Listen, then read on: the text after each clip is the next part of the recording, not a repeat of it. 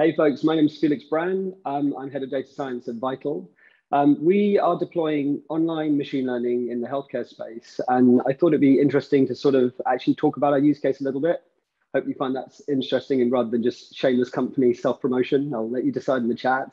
And then I'm going to talk about an ML problem that we face and sort of how we go about resolving it. Okay, so we're a company deploying modern UI and ML into hospitals. Hospitals tend to have these legacy IT systems that just don't have the kind of ML capabilities, and more than that, just don't have the kind of user experience that you'd expect out of modern consumer software. And it means that doctors and nurses are spending, upwards of 60% of their time just typing notes into note-taking systems. I've seen somebody click 5 different plus boxes to try and get to the right option before in a busy ER department. And so we're trying to sort of solve some of the problems that they face. I'll quickly rattle through this. This is just our product suite. We've got this product for patients in the emergency department, product for patients in the hospital, and then this is our clinician app where we're doing some clinical decision support stuff. I want to talk about wait times. So 50% of patients who come into the emergency department, they've actually never been to that ED before. They're often in pain, they're frightened, they don't know what to expect. And the only way for them to get any of that information is actually for them to grab a nurse on the floor or a doctor and try and get that kind of, understanding of what's going to happen to them out of that provider. And right now, I don't know if you know this, but in the healthcare setting, there's an enormous staffing problem, as a result of all of the world events that I'm sure you're all well aware of. And that means that patients coming in and asking how long it's going to be until they see X means that providers aren't able to provide critical care to people who need it. So we're trying to take, this is sort of one slice of our product suite. We're trying to take the wait time problem and automate it, take it out of provider hands and sort of give patients an understanding of what their stay is going to look like. And the key component of this that I want to talk to you folks about is our ED wait time product. So we're trying to produce for the different stages of an ED visit. Hopefully you've never been to the ED. If you have, I'm sure you're aware that you sort of come in, you register, and then you're going to be waiting to be triaged. And then once a nurse has sort of had the time to see you, take some basic information about you, you stick around in the waiting room until someone has a bed for you. And this is the part that people find the most stressful, not knowing how long they're going to be waiting in the emergency room, particularly in the waiting room, until they can see a doctor. They're probably pretty concerned about whatever reason that they've turned up to the ED to talk to somebody about. And we're trying to provide personalized wait times in obviously a streaming case, updating live based on conditions that we're experiencing in the ED. Okay, let's actually talk machine learning. So one of our key problems is the cold start problem. We're going live at new facilities every month. Integrating with these facilities is pretty painful. One of the innovations that we're trying to bring is rather than integrating a new software system in a matter of multiple years, which is the real case with the HRs, we're trying to get in there in a matter of weeks or even days. But what that means is when we go live, we actually have very little data. And our hospital partners understandably expect us to be providing accurate machine learning from the day of go live. We don't want to just take this little slice of data that we have from this hospital and try and do everything on that. We want to learn dynamics from all of the hospitals where we're live and bring those dynamics into whichever this new facility is. But there's a couple of key problems there. The first of them is that wait times can actually range from 30 minutes to over 10 hours. I've seen people waiting 10 hours in the emergency room just to see a doctor.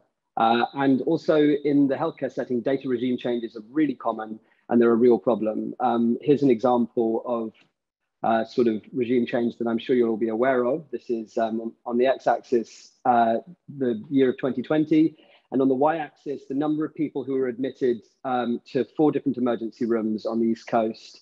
And with the pandemic coming in, actually, you might be surprised to know that there was this precipitous drop in ED admissions. And actually, a lot of hospitals, suddenly the concern that they had was less around, are we going to be able to handle the surge of COVID patients? And it was more around, are we going to be able to financially survive, given that everybody else is too afraid to come into the emergency room? So in this time, we had this situation where you wanted to have as little contact between patients and doctors as possible. Every time a doctor has to speak to a patient, they have to put on full PPE. Patients had to be kept separated. We had these tents outside, sometimes in places that were pretty cold, holding patients. And what we were trying to do is deploy the solution and enable patients to kind of have an understanding of what was going to happen in a particularly scary time. And this is sort of the resulting wait times from that period. And you can see, it sort of follows the regime change pattern, but there are some key differences, especially in this red facility here. And that means that we need to be pretty careful about aggregating together information from facilities and using that information at a facility where we don't have a lot of information about the dynamics at the moment. Okay, so our solution, as you might have anticipated, is to normalize. So what we do is we gather features that you might expect to be useful when predicting the number of minutes that someone's going to wait before they see a bed. Like, for example, how many patients have recently been admitted in the last hour. But we also gather summary statistics on those features. So for that feature, we're taking the mean and standard deviation here and feeding them into the model. And then on the outside, on the output side, we're not predicting in minutes, we're actually predicting in the percentile space. So just to be clear, the feature summaries that we're taking, they're obviously aggregated on a per facility level, and they're a rolling window. So they sort of allow us to keep an understanding of, in this situation, if you have 20 patients arriving at this facility today, the model can understand, oh, well, that's 2 standard deviations away from what's normal here, or that's perfectly standard. And then it can do this, what I described, this prediction in the percentile space. So when we're making these model predictions, instead of predicting in minutes, the number of minutes that you're going to be waiting for a bed or to see a doctor, we predict the percentile of the historical wait cumulative distribution function. What does that actually mean? It means, okay, so we've got 2 facilities here. We've got the orange one and the blue one.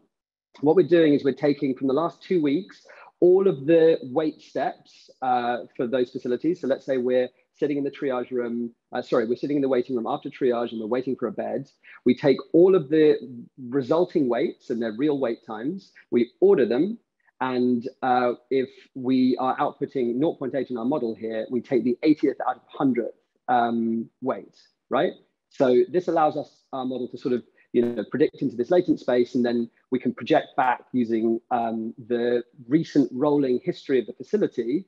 And if our model is outputting 0.8 for the orange facility, you can see with the red arrows that results in a real prediction for the user of 60 minutes.